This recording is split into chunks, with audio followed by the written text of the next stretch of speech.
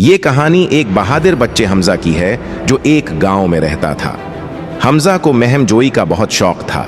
वो अक्सर जंगल के करीब जाकर परिंदों और जानवरों को देखता, मगर उसके वालिदीन उसे मना करते कि जंगल में न जाना, क्योंकि वहां एक खतरनाक शेर रहता है। एक दिन हमजा दरिया के किनारे खेल रहा था कि अचानक उसे जंगल से अजीब सी आवाज सुनाई दी। ऐसा लगा जैसे कोई तकलीफ में है और मदद के लिए पुकार रहा है। वो तजस्सुस में जंगल की तरफ चल पड़ा। कुछ दौर जाकर उसने देखा कि एक बड़ा शेर एक दरख्त के नीचे बैठा कराह रहा था। हमजा पहले तो डर गया, मगर फिर देखा कि शेर के पंजे में एक कांटा चबा हुआ था। वो तकलीफ में था और चल नहीं पा रहा था।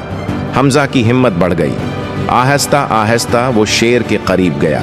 शेर ने उसे देखा मगर कुछ नहीं कहा। हमजा ने एक लकड़ी उठाई और कांटे को बाहर निकाल दिया। जोनी कांटा निकला, शेर ने जोर से धाड़ मारी और अपनी टांग को हिलाया। हमजा का दिल जोर जोर से धड़कने लगा। उसे लगा शायद शेर अब उस पर हमला करेगा, मगर ऐसा कुछ ना हुआ।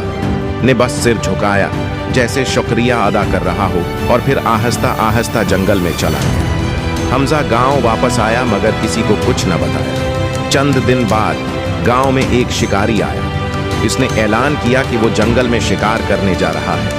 हमजा को फिक्र हुई कि कहीं वो शेर का शिकार न कर ले। अगली सुबह शिकारी जंगल में गया, मगर कुछ देर है बाद लोग जोर जोर की धाड़ें सुनने लगे। फिर वो शिकारी भागता हुआ वापस आया। उसका चेहरा सफेद था और वो कांपते हुए बोला, मैंने जैसे ही बंदूक उठाई, एक बड़ा शेर मेरे सामने आ गया। मैंने गोली चलानी चाही, मगर वो मुझे घूरने लगा जैसे मुझे खबरदार कर रहा हो।